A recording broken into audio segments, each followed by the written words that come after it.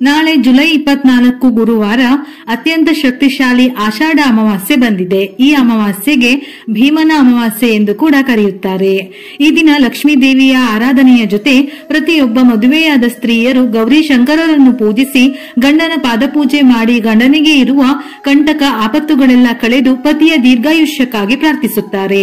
ಗುರುವಾರ ಪುಷ್ಯ ನಕ್ಷತ್ರ ಬಂದರೆ ಅದನ್ನು ಗುರುಪುಷ್ಯ ನಕ್ಷತ್ರವೆಂದು ಕರೆಯುತ್ತಾರೆ. ನಾಳೆ ಅಮಾವಾಸ್ಯೆಯ ಜೊತೆ ಗುರುಪುಷ್ಯ ಯೋಗ ಬಂದಿದೆ. ಪುಷ್ಯಮಿ ನಕ್ಷತ್ರದಲ್ಲಿ ಅಮಾವಾಸ್ಯೆ ಬರುವುದು ಬಹಳ ವಿಶೇಷ. ಈ ದಿನ ಮಾಡುವ ಪೂಜೆ ಪುನಸ್ಕಾರಕ್ಕೆ ದುಪ್ಪಟ್ಟು ಫಲ ಲಭಿಸುತ್ತದೆ. ಅದರಲ್ಲೂ ಲಕ್ಷ್ಮೀ ದೇವಿಯ ಆರಾಧನೆಗೆ ಬಹಳ ಪ್ರಶಸ್ತವಾದ ಸಮಯ. ಹಾಗಾಗಿ ನಾಳೆ ತಪ್ಪದೆ ನಿಮ್ಮ ಕೈಲಾದಷ್ಟು ಲಕ್ಷ್ಮಿ ಆರಾಧನೆ ಮಾಡಿ. ಇದರಿಂದ ಮನೆಯಲ್ಲಿ ಸುಖ, ಸಂತೋಷ, ಸಂಪತ್ತು ನೆಲೆಸುತ್ತದೆ. ವರ್ಷವಿಡೀ ಹಣದ ಕೊರತೆ ಇರುವುದಿಲ್ಲ.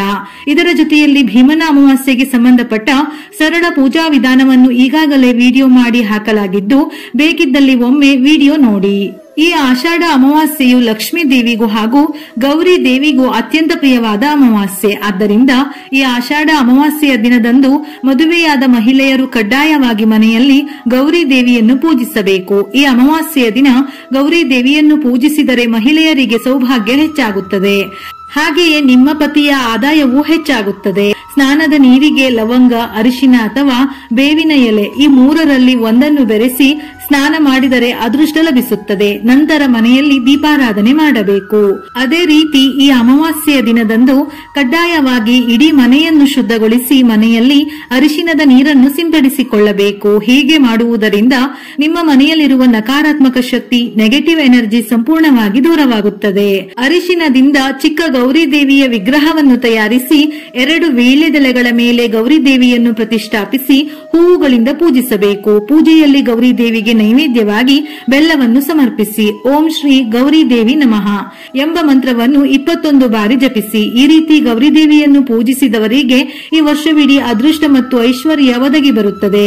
ವಿಶೇಷವಾಗಿ ಈ ಆಷಾಢ ಅಮಾವಾಸ್ಯೆಯ ದಿನದಂದು ಮನೆಯ ಮುಂದೆ ಕುಂಬಳಕಾಯಿಯನ್ನು ಕಟ್ಟಬೇಕು. ಕುಂಬಳಕಾಯಿಯನ್ನು ಕಟ್ಟಿದರೆ ನಿಮ್ಮ ಕುಟುಂಬಕ್ಕೆ ಬಹಳ ಒಳ್ಳೆಯದಾಗುತ್ತದೆ. ಕುಟುಂಬದ ಸಮಸ್ಯೆಗಳೆಲ್ಲ ನಿವಾರಣೆಯಾಗಿ ನಿಮ್ಮ ಮನೆಯಲ್ಲಿ ಯಾವುದೇ ಸಮಸ್ಯೆಗಳು ಬರದಂತೆ ಆರ್ಥಿಕವಾಗಿ ನಿಮ್ಮ ಮನೆಗೆ ಬಹಳ ಶುಭವಾಗುತ್ತದೆ. ಆದ್ದರಿಂದ ನಾಳೆಯ ದಿನ ಕುಂಬಳಕಾಯಿಯನ್ನು ತಂದು ಆ ಕುಂಬಳಕಾಯಿಗೆ ಅರಿಶಿನ ಹಚ್ಚಿ ಕುಂಕುಮವಿಟ್ಟು ನಿಮ್ಮ ಮನೆಯ ಮುಖ್ಯ ದ್ವಾರಕ್ಕೆ ನೇತು ಹಾಕಿ ಧೂಪವನ್ನು ಹಾಕಿ. ಇದರಿಂದ ನಿಮ್ಮ ಮನೆಯಲ್ಲಿ ಲಕ್ಷ್ಮೀ ದೇವಿ ನೆಲೆಸುತ್ತಾಳೆ. ನಿಮ್ಮ ಮನೆ ಸಂಪತ್ತಿನಿಂದ ತುಂಬಿರುತ್ತದೆ. ಕುಂಬಳಕಾಯಿ ಕಟ್ಟಲಾಗದವರು ದೇವರ ಮನೆಯಲ್ಲಿ ನಿಂಬೆ ಹಣ್ಣನ್ನು ಇಟ್ಟು ಅರಿಶಿನ ಕುಂಕುಮ ಹಚ್ಚಿ ಪೂಜಿಸಿ ಕೆಂಪು ಬಟ್ಟೆಯಲ್ಲಿಟ್ಟು ಗಂಟು ಕಟ್ಟಿ ಮನೆಯ ಮುಖ್ಯ ಬಾಗಿಲಿಗೆ ಕಟ್ಟಿ. ಈ ಆಷಾಢ ಅಮಾವಾಸ್ಯೆಯ ದಿನದಂದು ನಿಮ್ಮ ಮನೆಗೆ ಉಪ್ಪಿನಿಂದ ದೃಷ್ಟಿ ತೆಗೆಯಬೇಕು. ನಿಮ್ಮ ಮನೆಯ ಯಜಮಾನರು ಮನೆಯ ಮುಖ್ಯ ದ್ವಾರದ ಮುಂದೆ ನಿಂತು ಕಲ್ಲುಪ್ಪಿನಿಂದ ಮನೆಗೆ ದೃಷ್ಟಿ ತೆಗೆಯಬೇಕು. ಇದರಿಂದ ಭಯಾನಕ ದೃಷ್ಟಿದೋಷ ಸಮಸ್ಯೆಗಳು ನಿವಾರಣೆಯಾಗಿ ನಿಮ್ಮ ಮನೆಗೆ ಹಣದ ಹರಿವು ಆರಂಭವಾಗುತ್ತದೆ. ಅಮಾವಾಸ್ಯೆಯ ಜೊತೆ ಗುರುಪುಷ್ಯಮಿ ಯೋಗ ಇರುವುದರಿಂದ ನಾಳೆಯ ದಿನ ಹಳದಿ ಬಣ್ಣದ ವಸ್ತ್ರಗಳನ್ನು ಧರಿಸಿದರೆ ಶ್ರೇಷ್ಠ. ಇದರಿಂದ ಅಪಾರ ಅದೃಷ್ಟ ಒದಗಿ ಬರುತ್ತದೆ. ಅದೇ ರೀತಿ ಈ ಅಮಾವಾಸ್ಯೆಯಂದು ಪ್ರತಿಯೊಬ್ಬರು ಅರಿಶಿನವನ್ನು ಖರೀದಿಸಿ. ಪುಷ್ಯಮಿ ನಕ್ಷತ್ರದಲ್ಲಿ ಅರಿಶಿನ ಖರೀದಿಸಿದರೆ ನಿಮ್ಮ ಮನೆಗೆ ಅಪಾರ ಧನ ಯೋಗ ಒದಗಿ ಬರುತ್ತದೆ. ಇದರಿಂದ ನಿಮ್ಮ ಮನೆಯಲ್ಲಿ ಹಣದ ಹರಿವು ಹೆಚ್ಚಾಗಿ ನಿಮ್ಮ ಮನೆಯೆಲ್ಲ ಸಿರಿ ಸಂಪತ್ತಿನಿಂದ ತುಂಬಿರುತ್ತದೆ. ಅಪಾರ ಸಾಲದ ಸಮಸ್ಯೆಗಳಿಂದ ಬಳಲುತ್ತಿರುವವರು ಈ ಅಮಾವಾಸ್ಯೆಯ ದಿನದಂದು ಒಂದು ಬೇವಿನ ಗಿಡವನ್ನು ನೆಡಿ. ಇದರಿಂದ ಅತಿ ಶೀಘ್ರದಲ್ಲೇ ನಿಮ್ಮ ಸಾಲಗಳೆಲ್ಲ ತೀರುತ್ತದೆ. ಇನ್ನು ಅಮಾವಾಸ್ಯೆಯ ದಿನದಂದು ಮನೆಯಲ್ಲಿರುವ ಚಿಕ್ಕ ಮಕ್ಕಳಿಗೆ ಕಡ್ಡಾಯವಾಗಿ ದೃಷ್ಟಿ ತೆಗೆಯಬೇಕು. ಚಿಕ್ಕ ಮಕ್ಕಳ ಮೇಲೆ ನರದೃಷ್ಟಿ ಹೆಚ್ಚಾಗಿರುತ್ತದೆ. ಹಾಗಾಗಿ ನಾಳೆಯ ದಿನದಂದು ಸಾಸಿವೆಯಿಂದ ದೃಷ್ಟಿ ತೆಗೆಯಿರಿ. ನರದೃಷ್ಟಿ ದೋಷಗಳೆಲ್ಲ ತಕ್ಷಣವೇ ನಿವಾರಣೆಯಾಗುತ್ತದೆ. ನಾಳೆಯ ದಿನ ಪ್ರತಿಯೊಬ್ಬರೂ ಕಾಲಿಗೆ ಕಪ್ಪು ದಾರವನ್ನು ಕಟ್ಟಿಕೊಳ್ಳಬೇಕು. ಅಮಾವಾಸ್ಯೆಯ ದಿನ ಕಪ್ಪು ದಾರವನ್ನು ಕಟ್ಟಿಕೊಂಡರೆ ಯಾವುದೇ ದುಷ್ಟಶಕ್ತಿಗಳು ಪ್ರವೇಶಿಸುವುದಿಲ್ಲ. ಮಹಿಳೆಯರು ಎಡಗಾಲಿಗೆ ಕಪ್ಪು ದಾರವನ್ನು ಕಟ್ಟಿಕೊಳ್ಳಬೇಕು. ಹಾಗೆಯೇ ಪುರುಷರು ಬಲಗಾಲಿಗೆ ಕಪ್ಪು ದಾರವನ್ನು ಕಟ್ಟಿಕೊಳ್ಳಬೇಕು. ಈ ಪರಿಹಾರವು ಹೆಚ್ಚಾಗಿ ಕೆಟ್ಟ ಶಕ್ತಿಗಳಿಂದ ರಕ್ಷಣೆ ಮತ್ತು ನಕಾರಾತ್ಮಕ ಶಕ್ತಿಗಳನ್ನು ದೂರವಿಡಲು ಸಹಾಯವಾಗುತ್ತದೆ. ಈ ಆಷಾಢ ಅಮಾವಾಸ್ಯೆಯ ದಿನದಂದು ಲಕ್ಷ್ಮೀ ದೇವಿಯನ್ನು ನಿಮ್ಮ ಮನೆಗೆ ಆಹ್ವಾನಿಸಬೇಕೆಂದರೆ ಸಂಜೆ ಸ್ನಾನ ಮಾಡಿ ನಿಮ್ಮ ಮನೆಯ ಮುಖ್ಯ ದ್ವಾರದ ಮುಂದೆ ಎಳ್ಳಿನ ಎಣ್ಣೆಯಿಂದ 2 ದೀಪಗಳನ್ನು ಬೆಳಗಿಸಿ. ಆಗ ನಿಮ್ಮ ಮನೆಗೆ ಅಷ್ಟಲಕ್ಷ್ಮಿಯರು ಪ್ರವೇಶಿಸುತ್ತಾರೆ. ಇದರಿಂದ ನಿಮ್ಮ ಕುಟುಂಬಕ್ಕೆ ಸಿರಿ ಸಂಪತ್ತು ಪ್ರಾಪ್ತಿಯಾಗುತ್ತದೆ.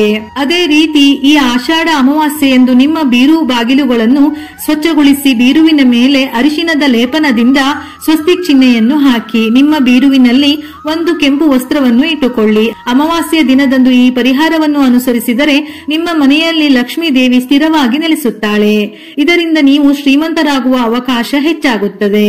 ಅಮಾವಾಸ್ಯೆಯ ದಿನದಂದು ಗೋವನ್ನು ಪೂಜಿಸಿದವರಿಗೆ ಸಮಸ್ತ ಪಾಪಗಳು ನಿವಾರಣೆಯಾಗಿ ಜನ್ಮ ಜನ್ಮಗಳ ಅದೃಷ್ಟ ದೊರೆಯುತ್ತದೆ. ಮುಖ್ಯವಾಗಿ ಈ ಆಷಾಢ ಅಮಾವಾಸ್ಯೆಯ ದಿನದಂದು ಗೋಮಾತೆಗೆ ಆಹಾರ ನೀಡಿ ನಮಸ್ಕರಿಸಿದರೆ ಮುಕ್ಕೋಟಿ ದೇವತೆಗಳ ಆಶೀರ್ವಾದ ತಕ್ಷಣವೇ ದೊರೆಯುತ್ತದೆ.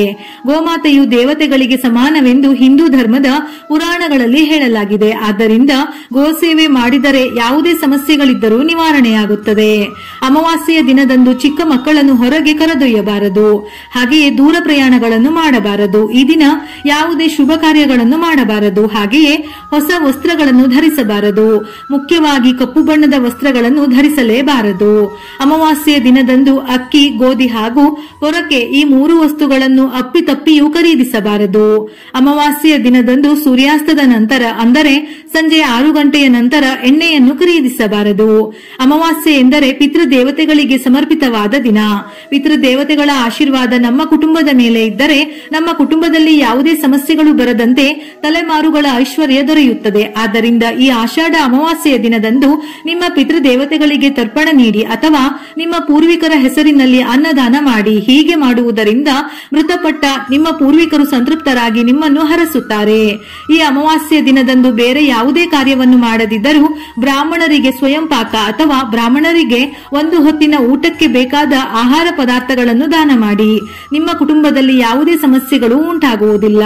ಮಾನಸಿಕ ಶಾಂತಿಯನ್ನು ಬಯಸುವವರು ಈ ಆಷಾಢ ಅಮಾವಾಸ್ಯೆಯ ದಿನದಂದು ಶಿವ ದೇವಾಲಯಕ್ಕೆ ಹೋಗಿ ಶಿವಲಿಂಗಕ್ಕೆ ಹಾಲಿನ ಅಭಿಷೇಕ ಮಾಡಿ. ದಾಂಪತ್ಯ ಜೀವನದಲ್ಲಿರುವ ಅಡೆತಡೆಗಳು ಕೂಡ ನಿವಾರಣೆಯಾಗುತ್ತದೆ.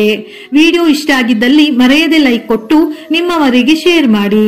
ಇದೇ ರೀತಿಯ ಮನಮುಟ್ಟುವ ಉಪಯುಕ್ತ ಮಾಹಿತಿಗಳಿಗಾಗಿ ಮತ್ತೆ ಭೇಟಿಯಾಗೋಣ.